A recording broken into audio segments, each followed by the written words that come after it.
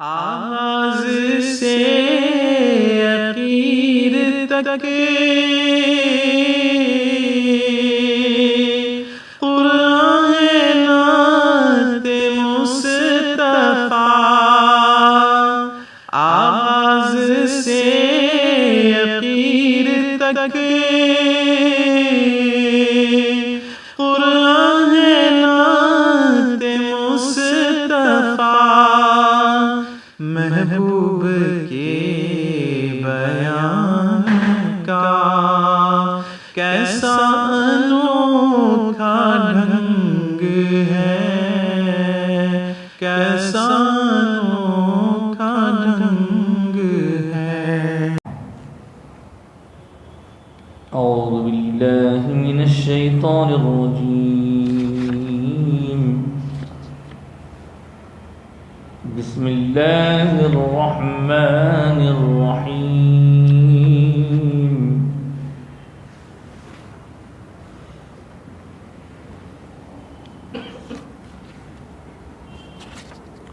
قل لا يعلم من في السماوات والأرض الغيب إلا الله وما يشعرون أيان يبعثون بل ادارك علمهم في الآخرة بل هم في شك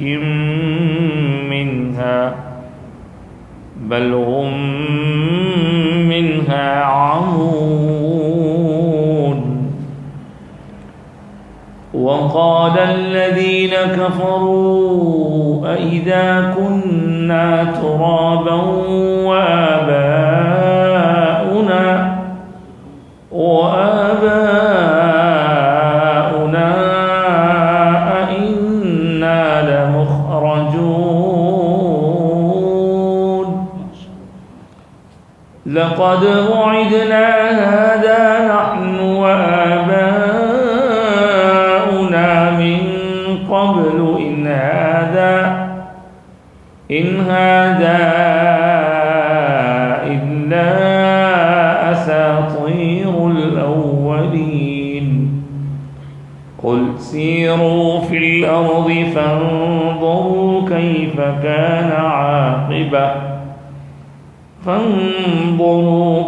كان عاقبة المجرمين ولا تحزن عليهم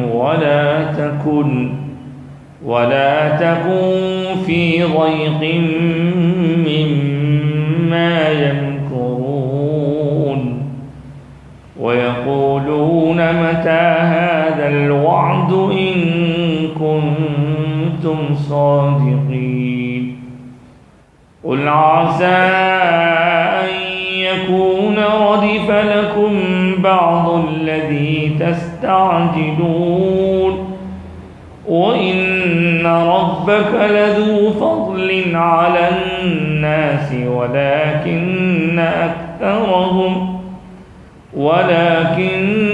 أكثرهم لا يشكرون وإن ربك ليعلم ما تكن صدورهم وما يعلنون وما من غائبة في السماء والأرض إلا في كتاب مبين آمنت بالله صدق الله العظيم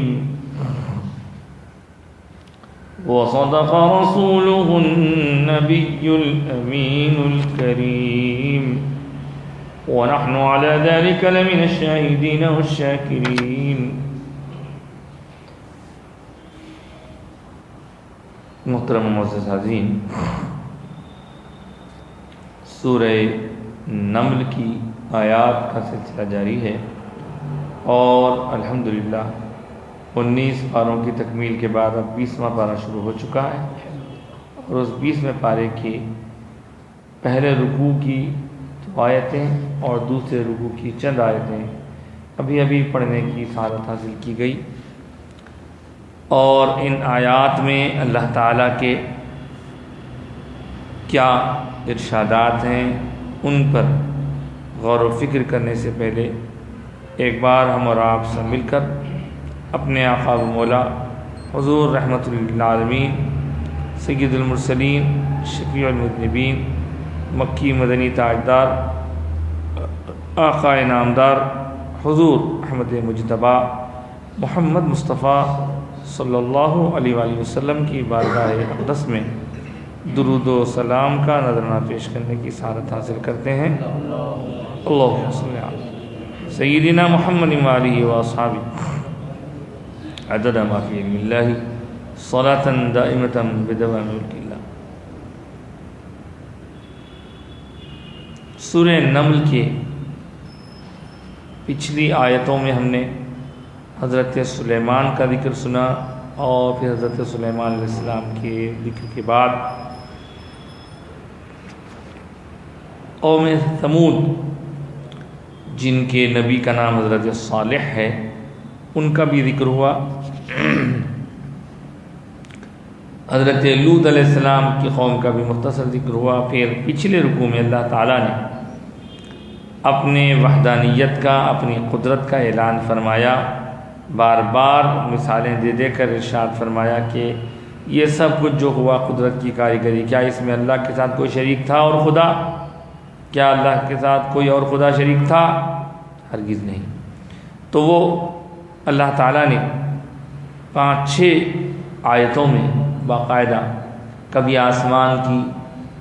آسمان سے نازل ہونے والی بارش کا ذکر فرمایا، کبھی باغات کے اگنے کا ذکر فرمایا، درختوں کے بڑھنے کا ذکر فرمایا، اور پھر پوچھا کہ کیا اللہ کے سوا کوئی اور خدا ہے؟ یہ پچھلی آیت میں ہم نے تفصیلات سماعت کی، کس طرح زمین گردش کر رہی ہے، اس کے قرار کے لیے کیسے اس میں اللہ تعالیٰ نے نہریں بنا دی ہیں، اس میں پہاڑ بنا دی ہیں، یعنی مظاہر قدرت پر ایک بہترین مضمون پچھلے رکوع میں ہمارے سماعتوں سے گزرا۔ اور پھر بیچ میں وہ آیت مبارکہ بھی آئی جس میں اللہ نے فرمایا کہ کون ہے وہ جو بے چین اور پریشان حال کی دعائیں سنتا ہے؟ بے شک وہ اللہ کی ذات ہے، نہ صرف سنتا ہے بلکہ پریشانیاں دور بھی فرماتا ہے۔ پھر فرمایا کہ وہ کون ہیں جو اندھیروں میں، یعنی زمین کے اور سمندر کے اندھیروں میں کون تم کو راہ ہدایت دیتا ہے؟ کون ہے وہ جو تمہارے لیے پانی کے برسانے سے پہلے رحمتوں کی ہوائیں چلاتا ہے؟ یقیناً اللہ تعالیٰ کے سوا کوئی اور معبود نہیں، اور وہی ہے جو پہلے بھی پیدا کیا اور اس کے لیے پھر دوبارہ پیدا کرنا کوئی مشکل کام نہیں۔ یعنی اللہ تعالیٰ کی طرف سے اس کی قدرت کا جو یہاں پہ اظہار فرمایا جا رہا ہے، یہ بتا رہا ہے کہ ان لوگوں کو کہ جو اللہ کی قدرت پر یقین نہیں رکھتے، یقین دلایا جا رہا ہے۔ اب آپ کو اس پہ یہ بات بھی یاد دلا دوں کہ یہ جو سورہ چل رہا ہے سورہ نمل، یہ مکی سورہ ہے، اور مکہ مکرمہ کے ماحول میں نازل ہونے والے اس سورہ مبارکہ میں ان لوگوں کی ہدایت کا سامان ہے جو لوگ اللہ تعالیٰ کی قدرت پر جزوی طور پر یقین رکھتے تھے، اللہ کو خالق تو مانتے تھے، لیکن پھر وہ قیامت کے دن اٹھائے جانے، دوبارہ پھر زندہ کیے جانے، اور سوال و جواب کے جو مرحلے ہیں ان پر ان کا یقین نہ تھا۔ تو اللہ نے ان کو سمجھانے کے لیے فرمایا اپنے حبیب پاک سے، حبیب آپ سمجھائیے کہ کیا اللہ کے سوا کوئی اور خدا ہے؟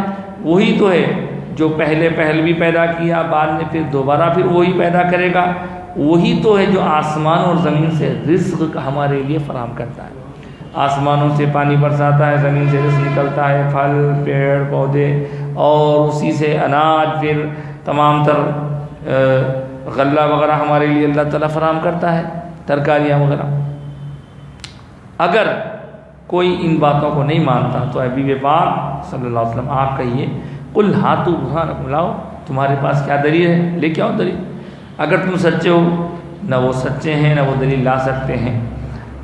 ان تمام تر باتوں کے بعد اللہ نے اپنے حبیب پاک سے ایک اور حقیقت کا اظہار کرنا، قل حبیب صلی اللہ علیہ وسلم آپ کہیے لا یعلم من فی السماوات والارض الغیب الا اللہ، آسمانوں اور زمین میں جو کوئی ہے وہ نہیں جانتا غیب کیا ہے، صرف اللہ کے سوا کوئی بھی غیب کو نہیں جانتا۔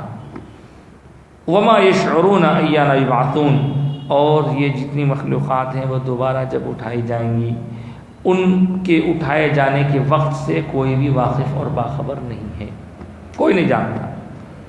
بل ادارک علمہم فی الآخرہ، بلکہ آخرت کے بارے میں ان کا یعنی جو منکرین ہیں ان کا علم کھو گیا ہے، بیکار ہو گیا ہے، ان کی سمجھ ختم ہو گئی ہے۔ بل ہم فی شک منہا، اور جو لوگ انکار کر رہے ہیں وہ لوگ اس بارے میں یقین نہیں رکھتے اگر تو وہ شک میں مبتلا ہیں۔ بل ہم منہا عمون، نہ صرف یہ کہ وہ شک میں مبتلا ہے بلکہ حقیقت میں وہ اس معاملے سے اندھے ہو گئے ہیں۔ یہ دو آیتیں ہم پہلے غور و فکر کرنے سے پہلے یہ سمجھ لیں کہ علم غیب کا یہاں پہ ایک بہت اہم مسئلہ اللہ نے بیان فرمایا ہے۔ اب آپ دیکھیں کہ اکثر موقعوں پر ہم سے جو نوجوان ملاقات کرتے ہیں اور وہ تھوڑا سا کنفیوز ہوتے ہیں کیونکہ ان کو بہت سارے شکوک و شبہات میں مبتلا کر دیا جاتا ہے، خاص طور سے آج کل واٹس ایپ اور فیس بک اور ٹویٹر وغیرہ وغیرہ کی وجہ سے بہت سی ایسی باتیں جو نوجوانوں کو پریشان کر دیتی ہیں، اور جب وہ ہمارے پاس آ کے پوچھیں صاحب یہ کیسا ہے وہ کیسا ہے، تو ان کی گفتگو میں تھوڑی ہی دیر کے بعد ہم اندازہ کر لے سکتے ہیں کہ ان کو کسی نے بہکایا ہے۔ اور وہ بہکانے والے ایسا بھی نہیں ہے کہ بالکل علم سے کورے ہیں، بلکہ علم تو ان کے پاس بھی رکھنے کا وہ دعویٰ کرتے ہیں، لیکن اس کے باوجود وہ علم نافع سے محروم ہیں، اور وہ باتیں جو اسی علم میں چھپی ہوئی ہیں ان سے وہ واقف اور باخبر نہیں ہوتے۔ ہم دیکھتے ہیں کہ بہت سارے نوجوان جب ان کے عقیدے کو بگاڑنے کی مختلف طریقوں سے کوشش کی جاتی ہے تو ان کو بگاڑنے کے لیے، ان کے ذہن کو متاثر کرنے کے لیے جس طرح کے سوالات ان کے دلوں میں ڈالے جاتے ہیں ان میں ایک سوال بڑا کامن ہوتا ہے، اور وہ ہے کیا رسول اللہ کو غیب کا علم تھا؟ اب ایسے سوالات جب ہوتے ہیں تو ظاہر سی بات ہے اس کا جواب تو دینا ہی پڑتا ہے، لیکن میرا اپنا طریقہ یہ ہے کہ جب بھی کبھی کوئی اس طرح کا سوال کرتا ہے تو میں سب سے پہلے اس کو مزید اور جوابات عنایت کرنے کے بجائے پہلے اس سے ایک سوال کرتا ہوں، بھائی آپ کو غسل کے فرائض معلوم ہے؟ نہیں معلوم۔ وضو میں کیا کیا چیزیں ضروری ہے معلوم ہے؟ نہیں معلوم۔ تو بابا آپ کو یہ چھوٹے چھوٹے مسئلے نہیں معلوم، اتنے بڑے مسئلے میں آپ کیسا الجھ گئے بابو؟ دیکھیے آپ نہ طہارت کے مسائل سے واقف تھے، نہ وضو اور غسل کے مسائل سے واقف ہے، نہ نماز کے چھوٹے موٹے مسائل سے، یہ ساری چیزوں کا تعلق عمل سے، اور عمل سے زیادہ اہم ایمان ہوتا ہے۔ اور یہ جو اتنا بڑا سوال ہے وہ سوال کان میں ڈال دیا گیا، ارے رسول اللہ کو علم غیب نہیں تھا، ابھی بے چین ہوتا، ارے کیسا نہیں ہوتا، ہم تو اب تک سنتے آئے تھا، اب انہوں بول رہے ہیں لہٰذا انہوں دلیلہ پیش کر رہے ہیں، قرآن کی آیتاں پیش کر رہے ہیں، حدیثاں پیش کر رہے ہیں، وہ یہ ثابت کرنا یہ چاہ رہے ہیں کہ رسول اللہ صلی اللہ علیہ وسلم کو علم غیب نہیں تھا۔ اب انہی آیتوں میں ایک آیت یہ بھی ہوتی ہے، قل آپ کہہ دیجئے حبیب لا یعلم، نہیں جانتا کوئی بھی، من فی السماوات والارض، جو کوئی آسمانوں میں ہے یا زمین میں، الغیب، غیب کو نہیں جانتا، الا اللہ، ایکسپٹ اللہ، سوائے اللہ کے، اللہ ہی ہے جو غیب کو جانتا ہے، اللہ کے سوا غیب کو کوئی جانتا ہی نہیں۔ اب یہ آیت قرآن مجید کی آپ کے سامنے پارے کے حوالے، سورے کے حوالے کے ساتھ، پورے ترجمے کے ساتھ اگر رکھ دی جائے تو آپ تو کھائیں گے ہی چکر، اور اس کا یہ ہرگز مطلب نہیں کہ ہمارا اس آیت تو ایمان نہیں ہے، بے شک ہم اس آیت پہ ایمان رکھتے ہیں۔ پھر اس آیت پر جب کھلا کہہ دیا گیا ہے کہ اللہ کے سوا کسی اور کے پاس غیب کا علم نہیں ہے، تو پھر رسول اللہ کے بارے میں سوال کرنے پر خفا کیوں ہوتے ہیں صاحب؟ تو حقیقت یہ ہے کہ اس بارے میں بڑا اہم سوال ہے، وہ یہ ہے کہ اگر ہم کو قرآن مجید کی ایک آیت کو بتا کہہ دیا جائے کہ جناب یہ آیت شریفہ میں ایسا ہے، تو اس آیت کو سمجھنے کے چکر میں کیا ہم قرآن مجید کی دوسری بہت ساری آیتوں کا انکار کر دیں گے؟ ایسا تو نہیں ہو سکتا۔ یہ تو ان لوگوں کی صفت ہے جو پہلے یہودی کہلاتے تھے، ان کے بارے میں خود قرآن کہتا ہے اَفَتُؤْمِنُونَ بِبَعْضِ الْكِتَابِ وَتَكْفُرُونَ بِبَعْضٍ، تو کیا تم کتاب کی بعض باتوں کو مانو گے اور بعض باتوں کا انکار کر دو گے؟ یعنی جو طبیعت چاہیے، جو مطلب نظر آیا وہ مان لیں گے، جو نہیں آیا چھوڑ دیں گے؟ جی نہیں، قرآن مجید کا ایک ایک حرف قطعی ہے، پکا ہے، اس میں کسی طرح کا کوئی شک شبہ نہیں ہے، پکے یقین کی بات ہے۔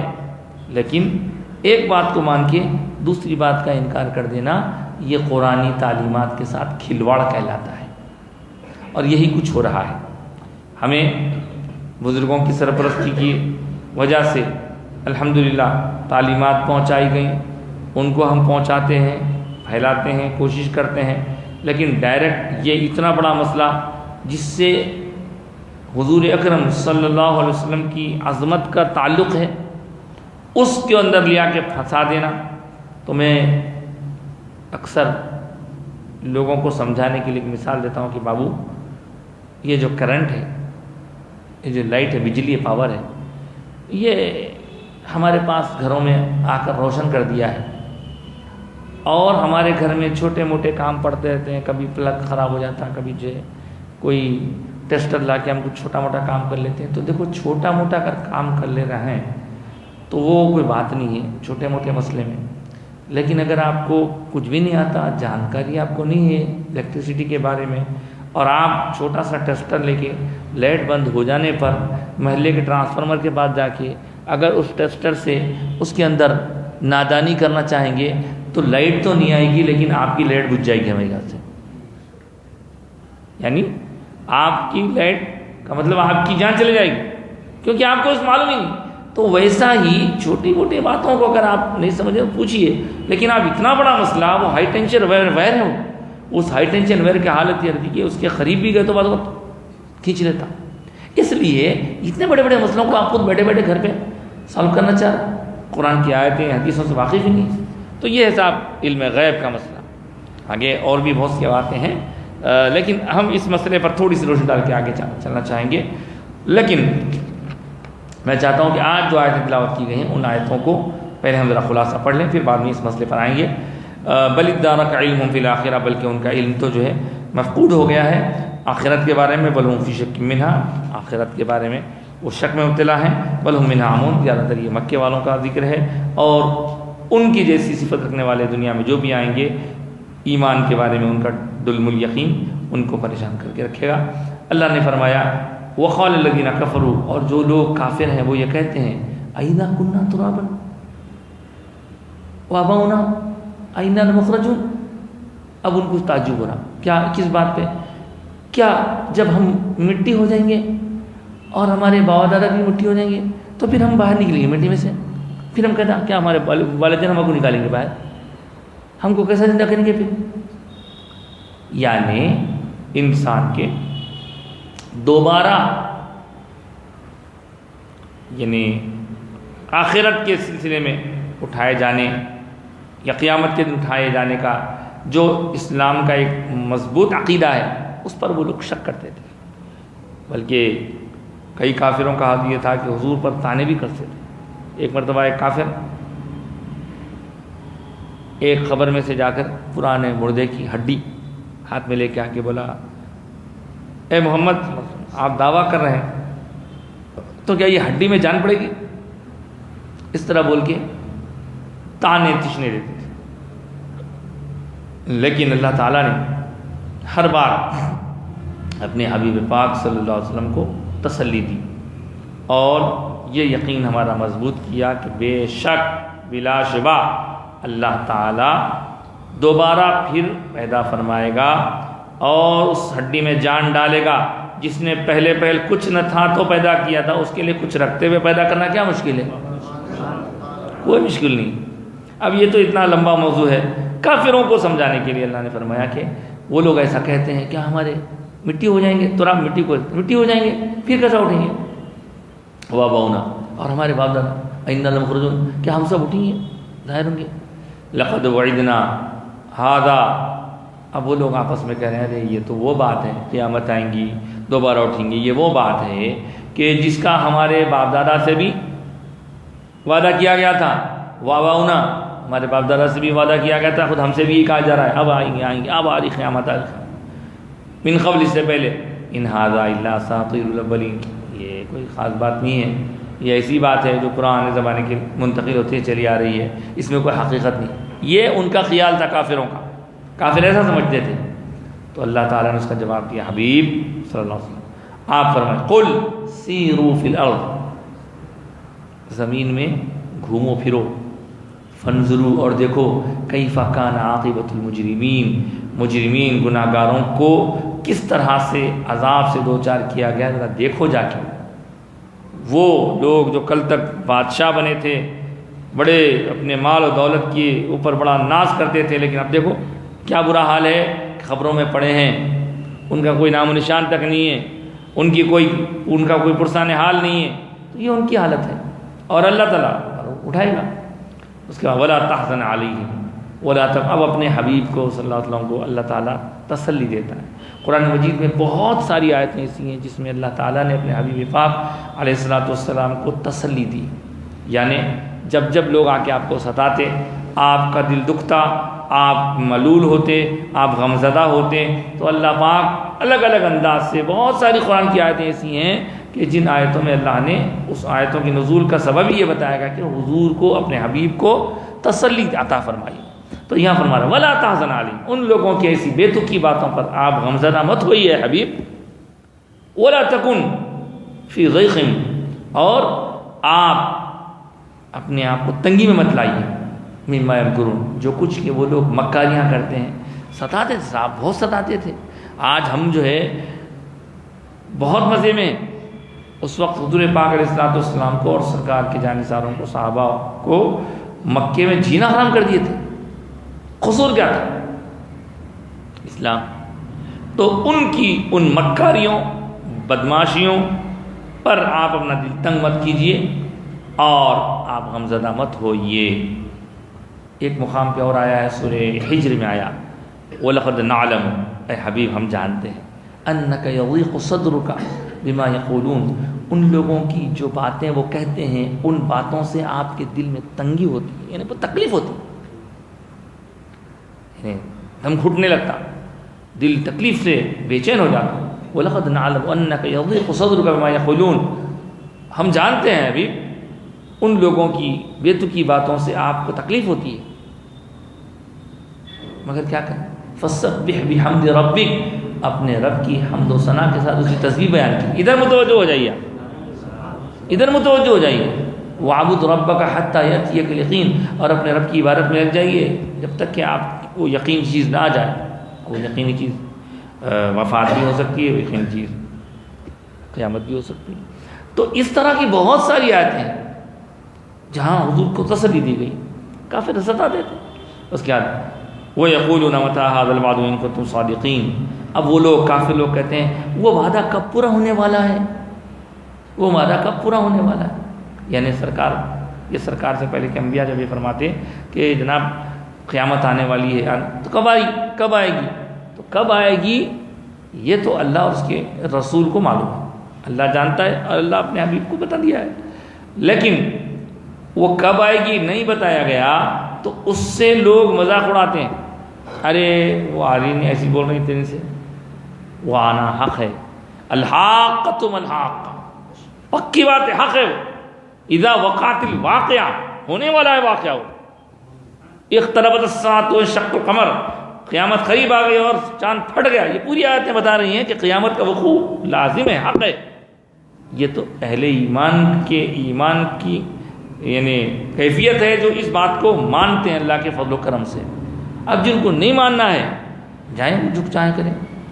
تو کافروں کا یہ عقیدہ تھا کہ نہیں مانتے، کہاں تھا وہ وعدہ، لائیے دکھائیے، عذاب آئیں گا، وہ کہاں عذاب نہیں آ رہا، لا کے بتاؤ، اگر ان کو تم صادق، وہ کہتے ہیں، وہ لوگ کافر کہتے تھے، قل، اے حبیب آپ کہہ دیں. دیکھیے اللہ تعالیٰ کیسی اپنے حبیب پاک کو کس طرح جو ہے انہیں بار بار ہر طرح سے اپنے حبیب کو تیار کر رہا ہے. قل آپ کہہ دیجئے عسیٰ ان یکون ردف لکم بعض الذی تستعجلون. ارے تم جس کام کے لیے جس عذاب کے لیے جلدی کر رہے ہو سکتا ہے کہ وہ اس کا کچھ حصہ تمہارے ساتھ لگ گیا ہو, آ جائے گا, تو جلدی کیوں کر رہے ہیں. وَإِنَّ رَبَّكَ لَذُو فَضْلٍ عَلَى النَّاسِ. اور اگر اس کا عذاب فوری طور پر نہیں آ رہا ہے تو اللہ تعالیٰ اپنے حبیب پاک کو خطاب کر کے فرما رہا ہے اے بے حبیب بے شک آپ کا رب بڑے فضل و کرم والا ہے. آپ کا رب, پھر وہی آپ کا رب آتا. کیا وہ کافروں کا رب نہیں ہے؟ کافروں کا بھی ابھی اللہ ہی رب ہے, لیکن یہ فرما ربک آپ کا رب بڑے فضل والا ہے, لوگوں پر فضل سے معاملہ کرتا ہے. لیکن ولیکن اکثرہم لا یشکرون. تو ہونا تو یہ چاہیے کہ اللہ تعالیٰ کی پہ ہم مسلسل آنے والی نعمتوں پر, اس کے فضل, اس کے احسان, اس کی کرم, اس کی عنایت پر بندے شکر کریں. لیکن ولیکن اکثرہم لا یشکرون, لیکن ان میں سے اکثر لوگ ناشکرے ہیں, شکر نہیں کرتے. وَإِنَّ رَبَّكَ لَيَعْلَمُ مَا تُكِنُّ صُدُورُهُمْ وَمَا يُعْلِنُونَ. اور اے حبیب دیکھیے ایک ساتھ ربکا کی تکرار کیوں ہے؟ یہ بتانے کے لیے کہ حبیب میں ہوں تو سب کا رب, لیکن آپ کا رب کہلانے میں مجھے پسند ہوتا ہے, مجھے آپ کا رب کہلانا پسند ہے. اس لیے بار بار کتنی مقامات ہے ربکا. ارے رب تو سب ہے, سب کا ہی اللہ تعالیٰ, لیکن ربکا کہہ کر حبیب کو تسلی دے رہا ہے اے حبیب دنیا اگر جاتی جائے آپ کے ساتھ آپ کا رب ہے, آپ کا چاہنے والا آپ کا رب ہے. یہی بات حضرت ابوبکر صدیق رضی اللہ تعالیٰ عنہ سے سرکار عالم صلی اللہ علیہ وسلم نے ارشاد فرمائی تھی. اس وقت جب کہ ہجرت کی رات حضرت ابوبکر صدیق تھوڑا سا فکر مند ہو گئے تھے, غمزدہ ہو گئے تھے. تو جب لوگ آئے اور تلاش کرتے ہوئے آئے تو حضرت ابوبکر صدیق ہیبت میں تھے. تو ہیبت وہ ان کو اپنی طرف سے نہیں تھی, اپنے لیے نہیں تھی, بلکہ وہ تو جان نثاری کا مظاہرہ کرنے کے لیے نکل پڑے تھے. حضور کے بارے میں فکر تھی. تو ان کی اس فکر کو دیکھ کر سرکار نے فرمایا ابوبکر ڈرو مت, گھبراؤ مت, غمزدہ مت ہو, فکر میں مت پڑو. کیوں؟ لا تحزن ان اللہ معنا, بے شک اللہ ہمارے ساتھ ہے. اور اسی جملے کو اللہ تعالیٰ نے سورہ توبہ میں کوٹ کیا ہے جب وہ اپنے صاحب سے کہہ رہے تھے, ان کی یقول صاحب اپنے صحابی سے کہہ رہے تھے کہ لا تحزن ان اللہ معنا. تو اس طرح رب کی محبوب سے جو محبت ہے اس کا اظہار بار بار ہو رہا ہے, تاکہ حبیب ان کی باتوں سے جو غم ہوتا ہے, ان کی باتوں سے جو تکلیف ہوتی ہے وہ دور ہو جائے. آپ کو ان کی باتوں کی طرف فکر نہیں کرنی ہے, آپ کو ہماری طرف متوجہ ہونا ہے. وَإِنَّ رَبَّكَ لَذُو فَضْلٍ عَلَى النَّاسِ. پھر فرمایا وَإِنَّ رَبَّكَ لَيَعْلَمُ, اور بے شک آپ کا رب ضرور جانتا ہے ان کے دلوں میں جو کچھ وہ چھپا رہے ہیں یا جو کچھ وہ بتا رہے ہیں. مَا تُكِنُّ صُدُورُهُمْ وَمَا يُعْلِنُونَ, ان کے دلوں میں جو کچھ ہے سب اللہ جانتا ہے. وَمَا مِنْ غَائِبَةٍ فِي السَّمَاءِ وَالْأَرْضِ إِلَّا فِي كِتَابٍ مُبِينٍ. اور جو کچھ بھی غیب کی باتوں میں سے ہے, چاہے وہ آسمانوں کا ہو چاہے زمین کا ہو, وہ اللہ کے پاس محفوظ ہے کتاب میں, کھلی کتاب میں.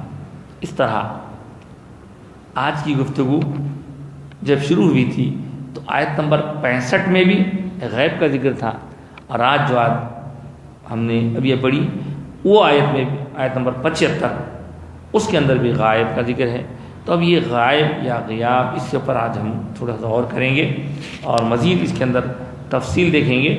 اس کے بعد کی آیتیں آگے کی انشاءاللہ تعالیٰ اگر موقع ہو تو آج, نہیں تو پھر آنے والے اتوار کورس کریں گے. دیکھیے بات غیب کی چل رہی تھی. اکثر لوگوں کو میں نے دیکھا کہ اس مسئلے پر بحث مباحثے کرتے ہیں. یہ بات دماغ میں بٹھا لیجئے, اور اگر ممکن ہو تو پوری نہیں تو کم سے کم اس بات کو, اس ٹاپک کو جو وہ جا کے آپ کہیں لکھ کے رکھ لیجئے, تاکہ جب کبھی آپ کو پریشانی ہو تو آپ اس کو دیکھ لیں, ارے یہ بتایا گیا تھا. ابھی جو آیت پڑے گی وما قل لا يعلم من في السماوات والغیب الا اللہ, اللہ ہی غیب جاننے والا ہے, اس سے کسی کو انکار نہیں. پھر یہ ایک آیت کو جس طرح سے لوگ مان رہے ہیں ویسا ہی مان کے اگر دوسروں کے غیب جاننے کا انکار کر دیا جائے تو قرآن کی دیگر آیتوں کا کیا ہوگا؟ دیگر جو آیتیں قرآن میں آئی ہیں تو اب ہمارے بزرگوں نے، ہمارے علماء نے دونوں قسم کی آیتیں رکھ کر ہمارے لیے راستہ آسان فرما دیا ہے۔ فرمایا بے شک اللہ بھی غیب جاننے والا ہے اور اللہ ہی کی عطا سے رسول اللہ بھی غیب جاننے والے ہیں۔ جب یہ کہا گیا تو ایک گوشے سے آواز اٹھی کہ ارے بھائی ویسا تو معاذ اللہ معاذ اللہ معاذ اللہ ان کا بھی علم رہتا۔ تو دیکھیے ان کی مثال دینے سے پہلے سمجھیے کہ آپ کس کے بارے میں گفتگو کر رہے ہیں، آپ کا انداز گفتگو کیسا ہونا چاہیے۔ الغرض سرکار عالم صلی اللہ علیہ وسلم کے پاس بھی علم غیب ہے۔ اب میں آپ سے گزارش کروں گا جب تک یہ بات مکمل نہ ہو ادھوری بات چھوڑ کر آپ نہ اٹھیں یہاں سے، میں تو پوری کرنے کی کوشش کروں گا۔ حضور اکرم صلی اللہ علیہ وسلم کے پاس بھی غیب کا علم اللہ کی عطا سے ہے اور اس کے لیے ایک نہیں متعدد آیات قرآنی، چنانچہ سورہ آل عمران کی ایک آیت ہے، اس میں اللہ پاک فرما رہا ہے وما کان اللہ لیطلعکم علی الغیب، اللہ کی یہ شان نہیں کہ وہ تم کو غیب کی باتوں سے مطلع کرے، ولیکن اللہ یجتبی من رسولہ من یشاء، لیکن اللہ تعالیٰ اپنے رسولوں میں سے بھیجے ہوئوں میں سے جس کو چن لیتا ہے انہیں عطا فرما دیتا ہے۔ پھر سورہ جن میں آیا ہے عالم الغیب فلا یظہر علی غیبہ احدا، وہ غیب کا جاننے والا ہے اپنے غیب کی باتوں کو کسی پر ظاہر نہیں کرتا۔ یہ بات ادھوری ہے۔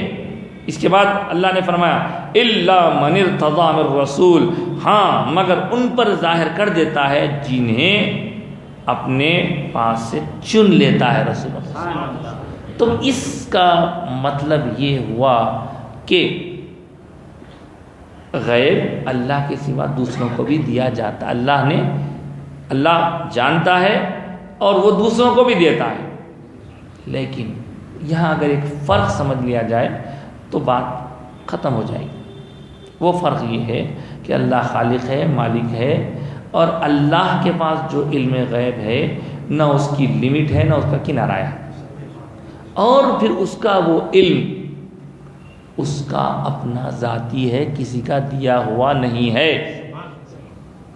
یہ اللہ کی الوہیت، شان الوہیت کے ساتھ وہ مختص ہے، نہ کنارہ نہ حد نہ کوئی دینے والا اللہ کو۔ اللہ خالق ہے، اور حضور ہمارے آقا سرکار خود سے تخلیق پانے والے نہیں ہیں بلکہ وہ اللہ کی مخلوق ہیں۔ تو وجود بھی اللہ نے دیا ہے اور ساری نعمتوں سے اللہ ہی نے نوازا ہے، علم سے بھی اللہ نے ہی نوازا ہے اور علم غیب بھی اللہ ہی نے نوازا ہے۔ تو اللہ کا جو علم ہے علم ذاتی ہے، اور رسول اللہ کا جو علم ہے وہ علم عطائی ہے، دیا ہوا ہے۔ اور پھر اس بارے میں ایک نہیں متعدد احادیث ہم کو ملتی ہیں۔ پھر ان احادیث میں ہم دیکھتے ہیں کہ حضور فرما رہے ہیں یہ ایسا ہے ویسا ہے، کئی مقامات، کئی ایسے واقعات۔ حضرت جعفر طیار سرکار دو عالم صلی اللہ علیہ وسلم کے چچا زاد بھائی، آپ کو معلوم ہے حضرت جعفر طیار جو حضرت علی کے بڑے بھائی ہیں، ان کی شہادت ہوئی جنگ موتہ میں۔ ایک دور مقام پہ سرکار تشریف نہیں لے گئے تھے، مدینے میں تشریف فرما تھے، اور صحابہ کو بھیج دیا تھا آپ نے۔ بہت بڑی فوج مسلمانوں کو ہلاک کرنے کے لیے آئی تھی، ان کا مقابلہ کرنے کے لیے لوگ گئے تھے۔ تو سرکار نے ارشاد فرمایا کہ اسامہ حضرت زید بن حارثہ کے جو فرزند ہیں ان کو کمانڈر بنایا گیا، حالانکہ وہ دکھنے میں بچے تھے، ان کو کمانڈر بنایا، اور حضرت زید کو شاید اس کے حضرت زید کو کمانڈر بنایا، اور پھر فرمایا کہ اگر زید اس جنگ میں کام آ جائیں تو جعفر کو جھنڈا چھوڑو۔ حضرت جعفر پھر آئیں تو پھر ان کے بعد اپنے میں سے جس کو مناسب سمجھنا تم کمانڈر بنا لینا. تو سرکار مدینے میں ہیں، یہ لوگ بہت دور جنگ لڑ رہے ہیں. ایسے میں اللہ کے حبیب علیہ الصلوۃ والسلام نے مدینے میں رہ کر ارشاد فرمایا کہ اب جعفر کمانڈر بن گئے ہیں. مدینے بیٹھے کامنٹری دینے سرکار. پھر فرمایا جعفر کے ہاتھ شہید کر دیے گئے ہیں چونکہ آپ جھنڈا تھامے ہوئے تھے. پھر اس کے بعد فرمایا جعفر شہید ہو گئے، اللہ نے ان کو جنت میں ایسے اونچے اونچے پر عطا فرمائے ہیں کہ وہ جنت میں اڑ رہے ہیں. پھر دوسری بات فرمائی کہ اب اس جنگ میں کمانڈر کون بنا ہے؟ تو فرمایا کہ اللہ کی تلواروں کی ایک تلوار کمانڈر بنی ہے، وہ تھے حضرت خالد بن ولید رضی اللہ عنہ، اور ان کے ہاتھوں پر مسلمانوں کو فتح نصیب ہوئی. تو آپ دیکھیے سرکار بھی ایک چھوٹا واقعہ سنا. ایک مرتبہ سرکار ممبر پر تشریف لے گئے. یہ حدیثیں کیوں نہیں دکھتی لوگوں کو؟ اور پھر یہ کوئی ہمارے مولود کی میلاد کی کتابوں میں نہیں ہے، یہ بخاری مسلم ترمذی سیاست وہی کتابوں میں جن کتابوں کے دلائل لوگ دیتے ہیں. ایک مرتبہ عقائد و جہاں صلی اللہ علیہ وسلم ممبر پر تشریف فرما ہوئے اور پوچھیں، ارشاد فرمانے لگے کہ پوچھو لوگوں کیا پوچھتے ہو بتاؤں، جو پوچھے بتاؤں، جو پوچھے بتاؤں گا، جو پوچھتے ہو پوچھو. اب لوگ سوالات کرنے لگے، سرکار جواب دینے لگے. سوال کرنے والوں میں ایک صاحب ایسے بھی تھے جن کے والد کے بارے میں لوگوں کو تھوڑا شک تھا، ان کے والد انہوں ہے کی طرح طرح کی باتیں ہوتی ہیں زمانے میں. انہوں نے پوچھا سرکار میرے باپ کون ہیں؟ سر ان کے پوچھنے کا مطلب یہ ہے کہ وہ سرکار کی زبان پر کتنا یقین رکھتے تھے. تو آپ غور کریں کہ یہ سوال اگر کوئی کرتا ہے تو اس کا جواب کیا ہوگا؟ اب کوئی دنیاوی آدمی ہوتا تو بھائی وہ میرے سے کیوں پوچھ رہے ہیں، تم جاؤ تمہاری والدہ سے پوچھو. لیکن حضور نے وہیں کھڑے کھڑے ان کے باپ کا نام بتا دیا. ایک واقعہ نہیں. ایک مرتبہ سرکار عالم صلی اللہ علیہ وسلم جلال میں تھے، پوچھے، ارشاد فرمانے لگے پوچھو کیا پوچھتے ہو، لوگ میرے علم پر اعتراض کر رہے ہیں، پوچھو مجھ سے کیا پوچھتے ہو بتا دوں میں. تو لوگوں کے اوپر کب کبھی تاری ہو گئی. سرکار جلال میں آ گئے، جو پوچھ رہا بتاتے رہا، جو پوچھا بتاتے رہا، جو پوچھا بتاتے جا رہے.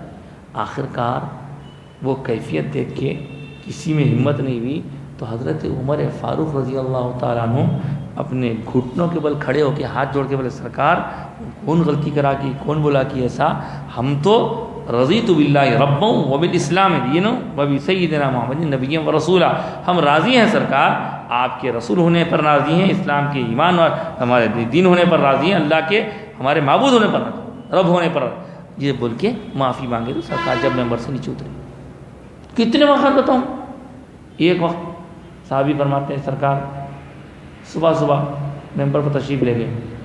اب سرکار فرمانے لگے، ہم کو حالات بتانے لگے، دنیا کب سے بن گئی اب سے بتانے لگے، ایسا ہوا، زور کا ٹائم ہوا، نیچے تشریف لائے، نماز پڑھے، پھر ممبر پر تشریف لے گئے، پھر ایسا ہوا فرمانے لگے. اس کے بعد پھر اثر ہوئی. سرکار دن بھر ارشاد فرماتے رہے.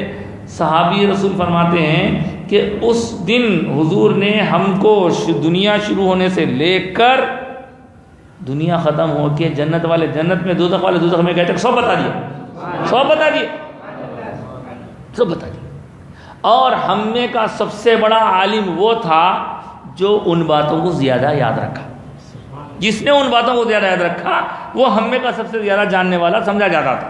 تو حضرات محترم، اس واقعے نے تو کئی مسئلوں کو حل کر دیا. ارے اگر کوئی بولے بھی تو ایک دن کے اندر کیا پورے 10 سال کے بول سکتے ہیں تفسیر آپ؟ یہ بھی میرے سرکار کا ایک الگ معجزہ ہے. سنا بھی وہ ایک الگ معجزہ ہے سرکار. تو حضور کے ارشاد تو اچھا پھر نہ کھا رہے ہیں نہ پی رہے ہیں، صحابہ بھی نہیں، سرکار بھی نہیں. تو مطلب یہ ہے کہ جب حضور کو دیکھتے تو صحابہ اپنی بھوک بھول جاتے تھے. کیا کیا بتاؤں صاحب، بہت سے واقعات ہیں. تو پھر وہ واقعہ بھی آپ کو سناؤں جو اکثر مفسرین نے اس موقع پر بھی لکھا ہے. بتاتے ہیں کہ ایک مرتبہ رسول پاک صلی اللہ علیہ وسلم فجر میں تشریف لائے تو صحابہ انتظار کر رہے تھے، تو سرکار نے فرمایا کہ تم لوگ انتظار کر رہے تھے، چلو نماز کے بعد حضور کا طریقہ مبارک تھا کہ بیٹھ جایا کرتے تھے، ایسا بیٹھتے تھے، ایسا اوپر بیٹھ کے سرکار ایسا شال باندھ لیتے تھے، تہبند باندھ لیتے اور پوچھتے چلو تم کیا دیکھے خواب میں، کیا تم کیا دیکھے، تم کیا خواب میں دیکھے، تم کیا خواب میں دیکھے، خواب سنتے تھے، خواب کی تعبیریں بیان کرتے تھے حضور طریقہ مبارک تھا۔ تو حضور فرمائے لوگوں آج رات مجھے میرے رب کا دیدار ہوا، رأیت ربی فی احسن صورت، میں نے اپنے رب کا دیدار کیا۔ اور اب وہ طویل حدیث ہے، اتنی ایمان افروز حدیث ہے صاحب، آپ نے سنا ہے اس سے پہلے بھی، جب سنا ہے جب مزہ آتا اس کے اندر۔ میں نے رب کو دیکھا اور رب نے مجھے قریب، یہ معراج کا واقعہ نہیں ہے، یہ معراج سے ہٹ کے بات ہے، اور مجھے رب نے قریب کیا، میں رب سے اتنا قریب کیا گیا کہ مجھے پھر اللہ نے اپنا دست قدرت میرے سینے پہ رکھا، تو میں نے اس میں اپنی ٹھنڈک محسوس کی، دست قدرت کی، اور اللہ تعالیٰ نے دست قدرت رکھنے سے پہلے مجھ سے پوچھا اے محمد، میں نے کہا لبیک، میں حاضر ہوں رب، فرمائی، تو اللہ نے پوچھا کہ فرشتے کس ٹاپک پہ گفتگو کر رہے ہیں؟ تو حضور نے عرض کیا مولا تو جانے، تیرے فرشتے جانے۔ مختلف سوالات ہوئے، اس کے بعد ان سوالات کے جوابات حضور نے جیسے دیے، اس میں ایک طرح کا کامل انہیں علم نہیں جھلک رہا تھا۔ اس کے بعد ہوا یوں کہ اللہ نے دست قدرت رکھا، تو سرکار فرماتے ہیں کہ اللہ نے جیسے ہی دست قدرت رکھا، بس میں جان گیا جو کچھ آسمان اور زمین سب جان گیا، سب جان گیا، سب کچھ جان گیا۔ اب پھر سب کچھ دے دیا اللہ تعالیٰ، علم سب کچھ دے دیا، دیکھے پھر پوچھتا ہے محمد، جی حاضر ہوں مولا، لبیک، بولو فرشتے کس ٹاپک پہ گفتگو کر رہے ہیں؟ الگ الگ سوالات، ہر سوال کا جواب موجود۔ پہلے بھی سوال ہوا تھا، اب بھی سوال ہو رہا ہے، ہر سوال کا جواب موجود۔ تو اب آپ اندازہ کیجئے، اس حدیث پاک سے ہم پر واضح ہوا کہ سرکار سب جانتے ہیں، کس کس کے دل میں کیا ہے سرکار جانتے ہیں، چپچ نہیں بولے بولنے والے۔ تو ہمارے آقا کو جو کچھ علم ہے، وہ علم حضور کا خود کا ذاتی نہیں بلکہ اللہ کا دیا ہوا ہے، اور اللہ کا جو علم ہے وہ اللہ کا ذاتی ہے، اور پھر ان دونوں علم میں کسی طرح کا کوئی کمپیئر کرنے کی ہم کو کوئی ضرورت ہی نہیں ہے۔ اللہ اللہ ہے، رسول اللہ ہے، اللہ کا علم اللہ کی شان کے مطابق ہے، اور رسول کا علم اللہ نے اپنے فضل سے نوازا ہے، وہ جیسا دینا تھا اللہ نے دیا، جتنا لینا تھا آقا نے لیا۔ اس سلسلے میں آپ کو میرے کو بولنے بتانے، یہ معلوم نہیں معلوم بولنے کی ضرورت ہی نہیں ہے، اور یہ بولنا ہمارے ایمان کے لیے خطرے کا باعث ہو سکتا ہے۔ صحابہ کبھی اسے سوال نہیں کرتے تھے، یہ کیسا معلوم ہو گیا، وہ کیسا معلوم نہیں پوچھتے۔ صحابہ تو آمنا صدقنا بولتے تھے۔ عجیب اتنا کیوں؟ وہ لمبی چوڑی حدیث کو چھوڑیے، سرکار کبھی کسی چیز کے بارے میں پوچھتے، سوال کرتے، کیا لوگوں تم کو یہ بات معلوم ہے؟ کیا تم جانتے ہو یہ کیا ہے معلوم؟ جب سرکار اس طرح سوال کرتے تو صحابہ کرام کا انداز کیا ہوتا؟ صحابہ کرام کا انداز ہوتا، یا رسول اللہ ہم کیا جانے، اللہ و رسولہ اعلم، اللہ جانے اس کا رسول زیادہ بہتر جانے، اللہ اس کا رسول زیادہ بہتر جانتا ہے، یعنی اللہ جانے ہم کیا جانے، ہم کیا جانے۔ عجیب بھائی، مزے کی بات تو اور ایک یہ بھی ہے کہ کبھی کبھی ایسا بھی ہوتا کہ حضور کبھی کسی چیز کے بارے میں پوچھتے، دریافت فرماتے، تو بھی صحابہ جواب نہیں دیتے تھے۔ وہ واقعہ یاد ہے میرے ذہن میں، جب ایک عاشق نے بڑی اچھی تشریح کی، اس میں حجۃ الوداع کے موقع پر حضور نے لوگوں سے پوچھا، لوگوں آج دن کیا ہے؟ سب کو معلوم ہے کون سا دن ہے، کوئی بولتے نہیں، آج یہ دن ہے نہیں بولتے، کیوں؟ اب اگر ہم صحابہ سے پوچھیں صحابہ اے سرکار کے پیارے صحابہ آخر آپ لوگ سوال کا جواب کہیں نہیں جمعہ تھا کہیں نہیں بول رہے ہو؟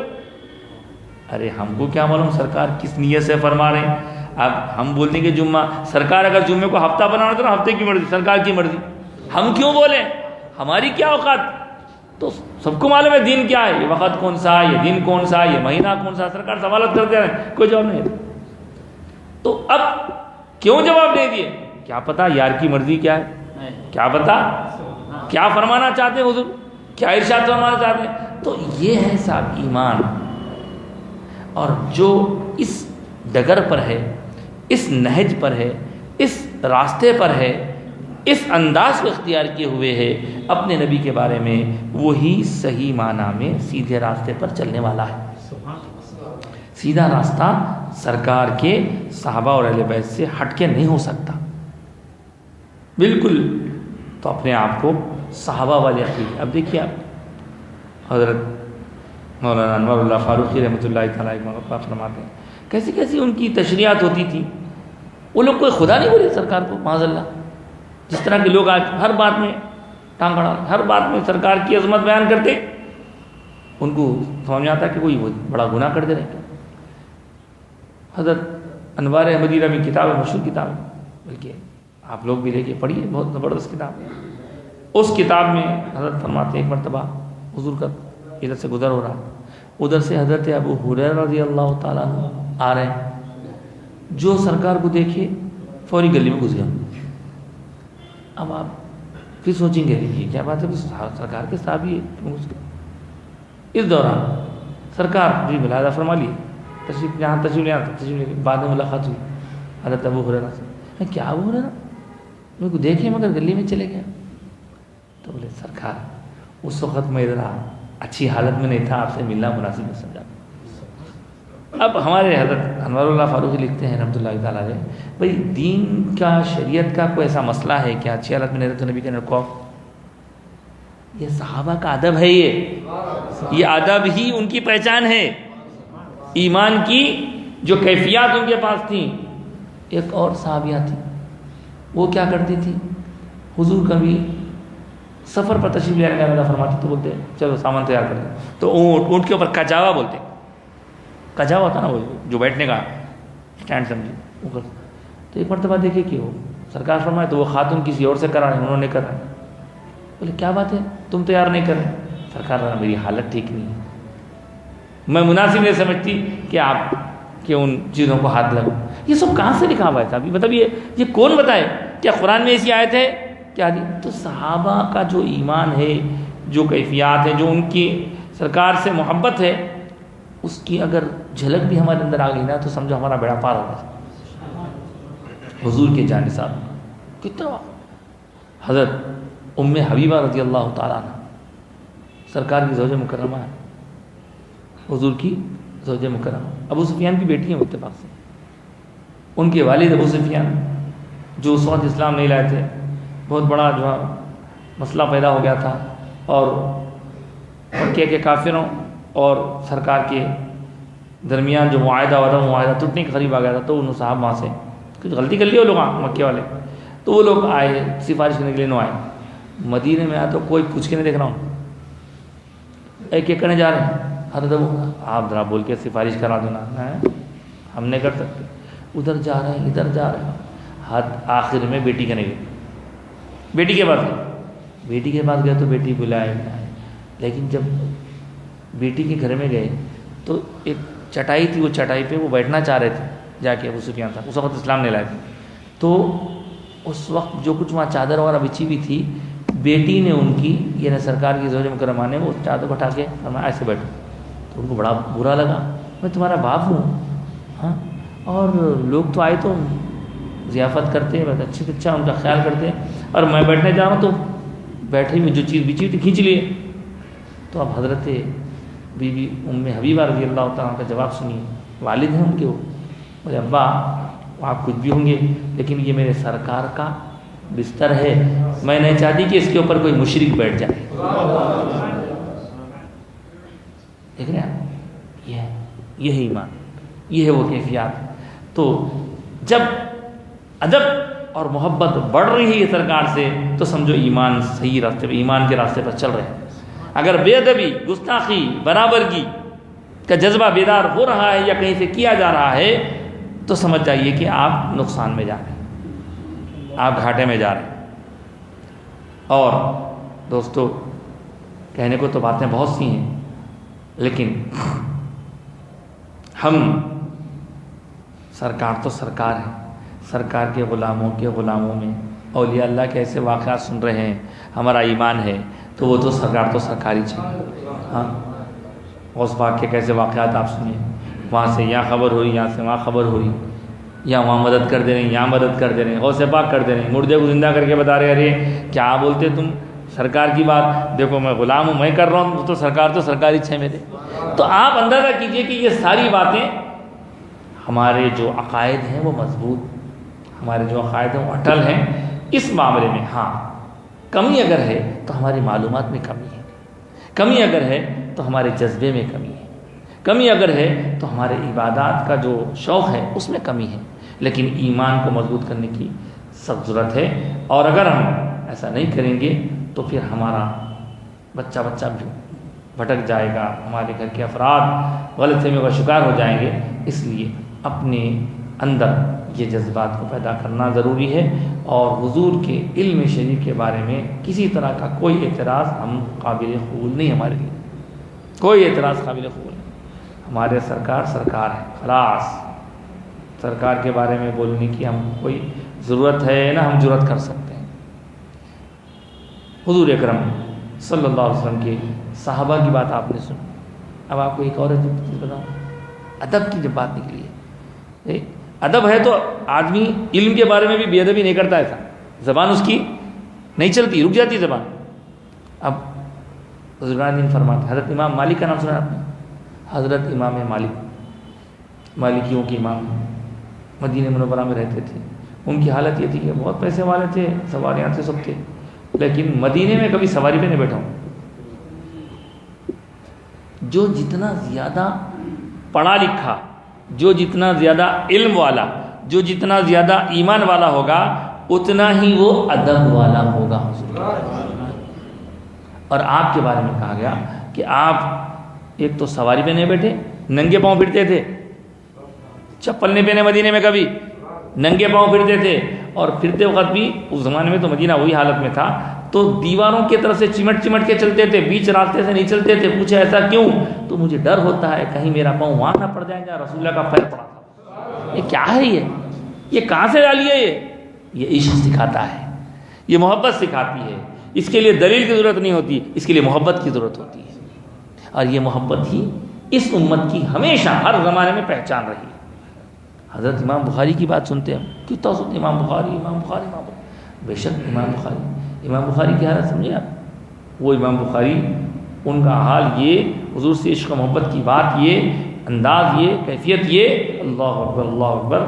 آپ جب حدیث لکھتے تو اس حدیث کو لکھنے کے لیے 2 رکعت نماز، پہلے نہاتے دھوتے صاف کپڑے پہنتے، اس کے بعد 2 رکعت نماز پڑھ کے حدیث پاک لکھتے تھے۔ ہاں پوچھے کیوں؟ تو بتایا کہ یہ حدیث کا ادب نہیں ہے، حدیث والے سرکار کا ادب، نسبت ہے نا سب، سرکار کا ادب۔ یہ امام مالک کا واقعہ مشہور، اور ایک واقعہ مشہور ہے، حضرت امام مالک راستے میں کوئی حدیث پوچھتا تو خفا ہو جاتے، کیا سمجھا تو حدیث ہے کیا ہے؟ اور اگر کوئی ان کے پاس حدیث پڑھنے کے لیے آتا، حدیث سیکھنے کے لیے آتا، تو حضرت امام مالک کا واقعہ مشہور لکھا ہے علماء نے کہ آپ کیا کرتے، اپنے خادم بولتے ٹھیک ہے بٹھاؤ، حدیث سیکھنے آئے، بٹھاؤ، اہتمام دیکھیے، بٹھاؤ، انہوں بیٹھ جاتے، انہوں پھر جاتے، نہاتے دھوتے صاف ستھرے کپڑے پہنتے، گھر میں عود دان لگاتے، لوگ عود دان بولتے نا، ہم عود دانی چھے۔ اب اگر کوئی بولے کہ آپ لوگ ہم کیا ہے، تو آپ بولے آپ اپنا نام رکھ لو، کیا تو پاندان رکھ لو، گاندان رکھ لو، مگر کیا کرنا ہے، ہم تو عود دان ہے، بے شک عود دانی چھے۔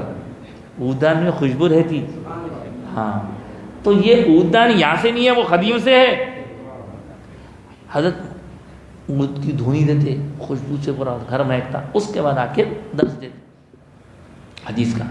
ایک مرتبہ درس دے رہے ہیں، ایک مرتبہ درس چل رہا ہے، دوران درس حدیث پڑھا رہے ہیں، شاگرداں بیٹھے ہوئے ہیں، اس دوران شاگردوں نے محسوس کیا کہ آج استاد محترم کا چہرے کا رنگ ذرا بدل رہا ہے، نیلا ہو رہا، پیلا ہو رہا، کیا تو بھی ہے آخر، کیا بات ہے؟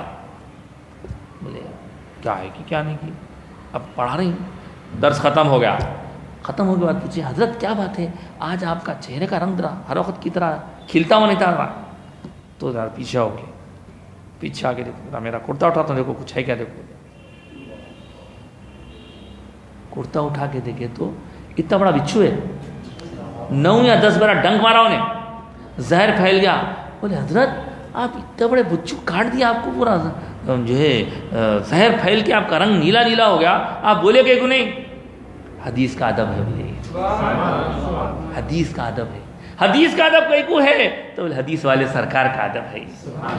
یہ تو خالی سننے کو مل سکتا صاحب، آج کہاں ہے ہمارے، آج ہوٹلوں میں، چائے خانوں میں حدیث کی بات ہو رہی، بحث ہو رہی، وہ حدیث صحیح ہے وہ غلط، تو وہ لوگ اتنا ادب سے کرے، بلکہ آج 1400 سال کے بعد ان کو یاد بھی کر رہے ہیں اور ان کو دنیا یاد کرے گی۔ بہرحال ہمارے آقا سے تعلق کل بھی تھا، آج بھی ہے اور کل بھی رہے گا، یہ تعلق ابھی ٹوٹنے والا نہیں ہے۔ اب سفر کا مہینہ رواں دواں ہے، آج سفر کی شاید 13 ہے، 12 آج سفر کی 12 تاریخ ہے، دیکھتے ہیں کہ 12 تاریخ آگے سفر کی، اب کل 13 ہے، تو اس سلسلے میں بھی کچھ باتیں آپ کے سامنے رکھنی ہیں۔ یہ 13 تیزی بول کے سفر کے مہینے کے بارے میں یہاں کے ہے حیدرآباد کے بہت ساری خواتین وغیرہ کا ایک طریقہ ہے، صدقہ ودقہ دیتے کرتے وہ لوگ، تو صدقہ دینے کی کوئی ممانعت نہیں ہے، لیکن صدقہ دینے کی ممانعت نہیں، لیکن سفر کے مہینے کو یا یہ دنوں کو یا 13 کو یا 24 کو 25 کو منحوس سمجھنا اسلامی تعلیمات کے خلاف ہے، کوئی چیز منحوس نہیں۔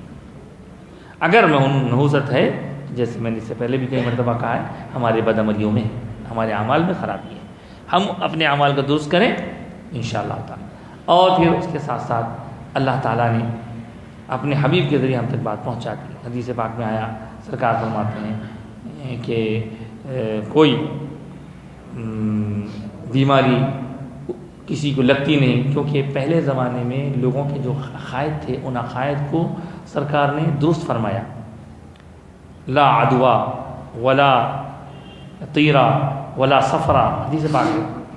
تو اس میں ایک چیز یہ ہے کہ مشرکوں کے ذہن میں یہ بات بیٹھی تھی کہ جو بیماری ہوتی ہے وہ بیماری بھی کمپلیٹ پورے ہاتھ پاؤں جسم کی جیسی رہتی انہیں، اور وہ بیماری دوسروں پہ بھی آ جا سکتی انہیں، ایسا سمجھتے تھے۔ تو بتا دیا گیا کہ کوئی بیماری کے ایسے ہاتھ پاؤں نہیں ہوتے، ہاں البتہ بعد میں بعض چیزوں کے بارے میں یہ بتایا گیا کہ بھئی ہوا اگر بگڑ جائے، ہوا میں جراثیم وغیرہ پھیل جائیں تو اس کی وجہ سے آ سکتا ہے، لیکن یہ بیماری میں کوئی طاقت نہیں اچک کے کسی کو جا کے، اس کے اندر کوئی قدرت طاقت نہیں ہے۔ اور اس کے ساتھ ساتھ وہ ولا طیرہ، ہاں لوگ کیا کرتے تھے، الو سے بدشگونی لیتے تھے، اس کا بھی ہمارے پاس کوئی کانسیپٹ نہیں ہے، نہ پرندوں کے بیٹھنے اٹھنے سے کوئی تعلق ہے۔ اور پھر فرمایا ولا صفرا، سفر کا مہینہ کوئی منحوس مہینہ نہیں ہے۔ اب ہمیں اللہ کے ان مبارک مہینوں کو، یعنی جو بھی مہینے ہیں ان مہینوں کو مبارک سمجھنا ہے، البتہ سب مبارک ہیں تو اس کے اندر جو زیادہ فضیلت والا ہے وہ زیادہ مبارک ہے، منحوس کوئی بھی نہیں ہے، یہ بتایا گیا۔ اور اس کے ساتھ ساتھ ابھی جیسے میں نے کہا کہ بعض لوگ بعض نمبروں کو منحوس سمجھتے ہیں، ایسا سمجھتے ہیں، کوئی بھی نہیں۔ اب آج کل کے زمانے کے حساب سے دیکھا جائے تو لوگوں کے پاس علم نہ ہونے کی وجہ سے بے تو کی باتیں کچھ اڑ جا رہی، سمجھا؟ 7 روپے 8 روپے والا نمک 500 روپے میں ہو جا رہا، نمک 500 روپے ہو جا رہا، تو یہ چل رہا ہے۔ اب جب تک دنیا میں ہولے بننے والے رہیں گے، ہولے بنانے والے بناتے رہیں گے۔ اب دیکھو ایک صاحب تو پورے انڈیا کو ہولا بنا کے جاپان بھاگ گئے، پریشان ہے لوگ، پوری دنیا پریشان ہے، اور اس میں کوئی پیسے والے تو شاید زیادہ پیسے والے تو نہیں ہیں، غریب لوگ بہت پریشان ہیں۔ اللہ رحم کرے۔ کہ جو ہے اتنا بڑا انتظام ہے کہ اس میں کسی طرح کی جو ہے کوئی صحیح پلاننگ کیے بغیر ایک کام کرنے جا کے دوسرا کام پورا بگاڑ دیے. اللہ یہ توفیق دے ان لوگوں کو. لیکن ایسے موقع پر میں آپ کو وہ حدیث پاک ضرور سناؤں گا تاکہ ہمارے اندر ایک دوسرے کی مدد کرنے کا جذبہ بیدار ہو. آج حالت یہ ہے، بینکوں میں جائیے آپ، لمبی لمبی قطاریں، اے ٹی ایمز کچھ کام کر رہے ہیں کچھ نہیں کر رہے ہیں، جہاں کام کر رہے ہیں وہاں بھی لمبی قطاریں. اس میں جو ہے پھر اے ٹی ایم کے لیے کارڈ ہونا، وہاں گئے تو وہ ہونا یہ ہونا. ایسے میں آپ اپنے قریبی لوگوں رشتہ داروں وغیرہ میں جانکاری کیجیے. پیسے بہت ہے لوگوں کے نہیں، مطلب 500 کے 1000 کے نوٹا بہت ہے، لیکن اتنا سب رہنے کے باوجود بیماروں کو دوا لانے کے لیے پیسے نہیں ان کے پاس، چھوٹے بچوں کو دودھ پلانے کے لیے پیسے نہیں ان کے پاس. کیا کریں؟ بعض ایسے ضعیف خواتین ہیں، ایسے زیادہ کہ وہ جا کے ٹھہر نہیں سکتی. ایک خاتون کا معلوم ہوا پرسوں کہ وہ بیچارے جا کے لائن میں ٹھہرے لائن میں انہوں ٹھہرے، ان کے پیران درد ہو رہے، اوپر سے پیچھے والے ہاتھ رکھے، ہونڈے درد ہو گئے، پورا جسم درد ہو گیا بیچارے، 6 گھنٹے لگ گئے تھے. غریبوں کا حال یہ ہے. تو ایسے میں کم سے کم اپنے قریبی رشتہ داروں میں جو بزرگ ہیں یا ضعیف ہیں یا بیمار ہیں ان کے جا کے کیفیت دیجیے، بولیے دیکھیے آپ کی جو پیسے ہیں لائیے، میں لا کے دیتا ہوں، کچھ نہ کچھ مدد کیجیے. ہم آج جوان ہیں، ہم جا کے لا سکتے ہیں، کر سکتے ہیں، مدد کر سکتے ہیں. اور اگر ہم دوسروں کی خبر گیری کریں گے، مدد کریں گے تو اللہ ہمارے لیے راستے آسان فرمائے گا. حدیث پاک میں تو تم دوسروں پر رحم کرو اللہ تم پر رحم کرے گا، تم دوسروں کا عیب چھپاؤ اللہ تمہارے عیب چھپائے گا. جب تک بندہ دوسرے کی فکر کرتے رہے گا اللہ بھی اس کی فکر کرتے رہتا. انہیں وہاں سے چھوڑ جاتا اللہ اس کو چھوڑے گا. تب ہم ایسے ماحول میں خالی واقعات کو سن کے ہنسنے، اب لوگ بول رہے ہیں صاحب واٹس ایپ پہ آ رہے ہیں ایسے گالیاں دے، کچھ نہیں ہوتا گالیاں دے تو وہ گالیاں دے کے منہ خراب کرنے کے بجائے کوشش یہ کریے کہ ایسے موقع پر کون ضرورت مند ہے، خاص طور سے بیمار لوگ اور وہ لوگ جن کے پاس چھوٹے بچے ہیں یا پھر جو لوگ جن کے مردانہ باہر ہے، دیکھیے ان کے قریبی لوگوں میں جا کے، ضعیف لوگ جا کے ان کی کچھ نہ کچھ مدد کر دیجیے. میں یہ نہیں بولوں کہ آپ ان کو خیرات دیجیے، بلکہ آج خیرات سے بڑھ کے ہے، ان کے پیسے لے کے آپ ان کو چلر دے دینا خیرات سے بڑھ کے ہے. جی ضرورت پوری کرنا ہے. دنیا پوری پریشان ہے سر، پورے انڈیا والے پریشان ہیں. یہاں خیر میرے کو سیاست سے تو کوئی یہاں یہ سیاسی پلیٹ فارم تو ہے نہیں، لیکن بہت پریشان ہے، پورے لوگ پریشان ہیں. اب ہو سکتا ہے بول رہے ہیں لوگ انہوں پہلے سے ایسا کر لیے تھے ہوں گے، وہ کیا کر لیے تھے، مگر ہمارے لیے آج پیغام یہ ہے کہ ہم ایک دوسرے کی خبر گیری کریں. اگر ہمارے پاس کچھ ہے تو ہم دوسروں کی مدد کریں چلر دے کے، اور ان کے لیے کچھ دوائیں لانا ہے تو لائیں، ان کی خبر گیری کریں، اس لیے کہ ایسے موقع پر ان کی دعا بھی لگے گی آپ کو، اور اس کے ساتھ ساتھ پھر جو ہے آپ کو ثواب بھی ہوگا اور اللہ تعالیٰ کے پاس بھی آپ کا مقام بلند ہوگا. برخلاف اس کے ایسا کرنے کے بجائے لوگ جو ہے چلر دے رہے ہیں، 1000 دو 800 دیتے، چل رہا بازار گرم ہے، حرام کاری کا حرام، 500 دو 400 دیتے چلر دیتے، تو یہ 1000 میں سے 200 کہاں گئے، وہ 500 کہاں گئے، وہ 500 میں سے 100 کہاں گئے وہ. ارے بھائی ہم تو ہمارا دین تو وہ ہے ایک دوسرے کو قرضہ دو بولتے، یا پیسے کو پیسہ نہیں دے سکتے آپ. اگر کوئی ایسا کر رہے ہیں تو ان کو سدھر جانا چاہیے اور اپنی حالت کو یاد کرنا چاہیے کہ آج ہم اگر کسی کی مدد کر سکتے ہیں تو کر دیں. کیا خبر کل ہماری کیا حالت ہوگی. اب تو کوئی بھروسہ نہ رہا، اب 1000 کی ایک دم چلے گئی، 500 کی چلے گئی، اب 2000 کی رزلٹ بول کے آتی تھوڑے دن میں، دیکھو ایسی دکھ رہا. تو کب کیا ہے بھروسہ، کچھ بھروسہ نہیں ہے. اب لوگوں کو طرح طرح سے پریشان کرنے والے پریشان کر رہے ہیں، کوئی نمک کو بڑھا کے، کوئی شکر کو بڑھا دے کے، بس چلو کچھ بھی کرو، پریشان کرو، پیسہ توڑو لوگوں کا. بہت غریب لوگ ہیں، غریب لوگوں کی مدد کریے. یہ غریبوں کی مدد ہمارے لیے وقت کی اہم ترین ضرورت ہے، اور اس کے ساتھ ساتھ شریعت مطہرہ پر عمل آوری. اور میں اس بارے میں یہ کہوں گا کہ آپ اہل ایمان ہی نہیں بلکہ بعض غیر مسلم بھی، تو ان کو بھی جا کے تھوڑی مدد کریے آپ. اس طرح سے ان کے دل میں بھی کچھ ہماری محبت، ایمان کی، اسلام کی محبت پیدا ہو جائیں گی. تو یہ ہے آج کی اہم گفتگو. یعنی سب کچھ تو ہم سن لیے، لیکن اگر ہمارے اندر عمل خیر کا جذبہ بیدار نہ ہو تو ہمارا یہ سب سنانا سب بیکار ہے. ہمارے اندر جذبہ خیر پیدا ہونا چاہیے اور ایک دوسرے کی ہم کو مدد کرنی ہی چاہیے. اور ایسے مشکل کے وقت میں بسا اوقات لوگوں کے دلوں میں محبت پیدا کرنے کا بہترین موقع ہوتا ہے. اگر خدا نخواستہ پرانے زمانے میں کسی سے کوئی رنجش ہو گئی تو وہ دور کرنے کا بھی بہترین طریقہ ہے, آپ کر سکتے ہیں. اور اللہ تعالیٰ کی نعمت پر شکر ادا کرنا ہے. پھر بھی آپ دوسروں کی حالت کے بنے اپنی حالت کو دیکھ کے اللہ کا شکر ادا کریے. یہ بھی نعمت ہے اللہ تعالیٰ کی کہ اللہ تعالیٰ چلنے پھرنے کے قابل رکھا ہے. اللہ تعالیٰ کے بندوں کی خدمت کرنا ہے, اللہ کو راضی کرنا ہے, اور ہمارے جو احکام دین ہیں اس پر سختی سے عمل آوری کرتے ہوئے اپنے آپ کو اللہ کا فرما بردار اور رسول اللہ کا فرما بردار اطاعت گزار بنانا ہے. اور ہمارے اطراف و کناف میں رہنے والے ہمارے دوست, احباب, پڑوسی, رشتہ دار سب کو یہ پیغام دینا ہے کہ صاحب میرے سے کسی کو نقصان نہیں پہنچے گا, میرے سے فائدہ پہنچے گا, فائدہ پہنچائے. خیر الناس من ينفع الناس, میں بہترین شخص وہ ہے جو لوگوں کے لیے نفع بخش ہو, لوگوں کے لیے فائدہ مند ہو. اللہ تعالیٰ سب دیکھ رہا ہے. اللہ کی بارگاہ میں دعا کرتے ہیں کہ اللہ تعالیٰ آج کی اس بچوں کو قبول فرمائے, جو کچھ کہا سنا ہے اس سے قبول فرمائے. کل بچے کا ایکسیڈنٹ ہوگا, میری چھوٹی بچی کا, اللہ ہاتھ کی ہڈی ٹوٹ گئی. اچھا, کیا نام ہے؟ کونین فاطمہ. سیدہ کونین. اللہ تعالیٰ کی بارگاہ میں دعا کرتے ہیں کہ مولا تعالیٰ جو کچھ کہا سنا کر اسے قبول فرما. کہنے سننے کے دوران ہم سے جو کمی کوتاہی غلط ہوتا ہے اسے معاف فرما دے. ہمارے جو بھائی اس وقت پریشان ہیں مولا, بھائی بہن, ان پریشان حال لوگوں کی پریشانیاں دور فرما دے. صبر و تحمل کا مظاہرہ کرنے کی توفیق دے. آپے سے باہر ہونے, گالی گلوچ کرنے, لڑائی جھگڑا کرنے سے بچا لے. اس موقع پر اسلام کا سچا پیغام وغیرہ تک پہنچانے والا ہم کو بنا دے. ہماری مشکلیں تو ہی آسان کرنے والا ہے, ہمارے پریشانیوں کو تو ہی دور فرمانے والا ہے.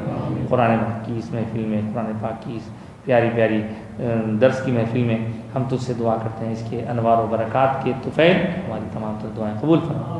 جو جس مسئلے سے دو چار ہے اسے اس مسئلے سے چھٹکارا عطا فرما. یا اللہ بہت سارے لوگ بیمار ہیں, انہیں شفا کامل صحت عاجل عطا فرما. بیماروں کو صحت دے, کمزوروں کو طاقت دے, ناتوانوں کو توانائی عطا فرما. جن لوگوں نے اپنے بیمار متعلقین کے لیے دعا کی خواہش, جو جسمانی مریض ہیں جسمانی صحت عطا فرما, جو دماغی مریض ہیں دماغی صحت عطا فرما. یا اللہ جو روحانی مریض ہیں انہیں روحانی صحت عطا فرما. ہمارے بزرگوں کو ہمارے سروں پر صحت و عافیت کے ساتھ سلامت باکرامت رکھ. اور ابھی ہمارے بچی کے بارے میں معلوم ہوا کہ کونین فاطمہ کا ایکسیڈنٹ ہو گیا, ان کے ہاتھ پر بہت بڑا گہرا زخم آیا ہے. اللہ ہم تجھ سے دعا کرتے ہیں اس معصوم کو صحت کلی عطا فرما, شفا عاجل عطا فرما. اور وہ ایک معصوم ہی نہیں بلکہ جتنے بھی جہاں بھی جو بھی زخمی ہیں, جو بھی پریشان حال ہیں, جو بھی بیمار ہیں, سب کو شفا کاملہ سے ہمارے ظاہر باطن کو صاف پاک فرما دے. ہمارے قلوب کو مزکہ و مصفا فرما دے. ہمیں عبادتوں کا ذوق عطا فرما, تلاوت کا شوق عطا فرما, قرآن کی سچی محبت عطا فرما. یا اللہ جو لوگ اپنے اپنے مسائل کے لیے تیری بارگاہ میں دعا کرنے کے لیے کہتے ہیں ان سب کے لیے دعا کرتے ہیں, والا سب کے مسئلے حل فرما دے. بہت سے لوگ اپنے بچوں کی شادیوں کے متعلق فکر مند ہیں, اللہ ان کی فکروں کو آزاد فرما دے, فکروں سے انہیں آزاد فرما دے. شادی ان کو شادی کا والا راستہ آسان فرما دے. جن کے جو مسائل حل فرما دے. جہاں شادی شدہ لوگوں میں نا اتفاقی ہے, لڑائی جھگڑے ہیں, مولا ان کو محبت میں تبدیل فرما دے. جو اولاد والے نہیں ہیں انہیں اولاد کی دولت سے سرفراز فرما, اور جو اولاد رکھتے ہیں انہیں اولاد میں برکتیں عطا فرما. فرما بردار اولاد عطا فرما, صالح اولاد عطا فرما, نیک اولاد عطا فرما, برائیوں سے بچنے کی توفیق عطا فرما. بہت سے ماں باپ ان کے اولاد کی نافرمانیوں کو سنا کر بیان کرتے ہیں, ان سے دعا کے لیے اللہ تیری بارگاہ میں دعا کرتے ہیں نافرمانوں کو فرما بردار بنا دے, اطاعت گزار بنا دے. علم صحیح اور عمل صالح کی توفیق عطا فرما, علم نافع عطا فرما, علم زار سے معمول محفوظ فرما, عمر و اقبال میں ترقی عطا فرما, کاروبار میں ترقی عطا فرما. جو بے روزگار ہیں انہیں روزگار عطا فرما, جو ملازمت پیشہ ان کی عہدوں میں ترقی عطا فرما, جو تجارت پیشہ ان کی تجارتوں میں ترقی عطا فرما, جو زراعت پیشہ ان کی کھیتیوں کو سرسبز و شاداب بنا دے. ہمارے ایمان کی کھیتی کو شاداب بنا دے, سرسبز بنا دے. حضور کی محبت کا اس کے اندر ایسا رحمت والا پانی برسا کہ ہمارا ایمان کا جھاڑ درخت تر و تازہ ہو جائے. یا اللہ رحم فرما, یا اللہ کرم فرما. آفتوں سے, بلاؤں سے, مصیبتوں سے, پریشانیوں سے محفوظ و معمون فرما دے. اس اسلام پہ قائم رکھ مولا، ایمان پہ ہمارا خاتمہ فرما، جو کچھ کہتے ہیں سنتے ہیں مولا کہنے سننے پر عمل کرنے کی توفیق عطا فرما، اعمال خیر کی توفیق عطا فرما، ہمارے علم میں برکت عطا فرما، ہمارے وقت میں برکت عطا فرما، ہمارے مال میں برکت عطا فرما، ہماری عمر میں برکت عطا فرما، یا اللہ رحم فرما، کرم فرما، فضل فرما، جو لوگ ہم سے پہلے تجھا ملے ان کے خبروں کو نور سے بھر دے مولا، اور مرحومین کی مغفرت فرما دے، اور مرحومین کے لواحقین کو صبر جمیل عطا فرما، اسلام پہ قائم رکھ مولا، ایمان پہ خاتمہ فرما، وقت آخر زبانوں پر کلمہ جاری فرما، آنکھوں میں حضور کا جلوہ دکھا دے، قبر کی منزلیں آسان فرما دے، حشر کے دن اپنے حبیب کی شفاعت سے مالا مال فرما دے، اس دن جب کہ کوئی سایہ نہ ہوا اپنے عرش کے سائے تلے جگہ عطا فرما، آمین یا رب العالمین، صلی اللہ تعالیٰ وسلم علی خیر ونور عرش سیدنا محمد وعلیہ وسلم برحمتک یا ارحم الراحمین، الحمدللہ رب العالمین، لا الہ الا اللہ محمد رسول اللہ۔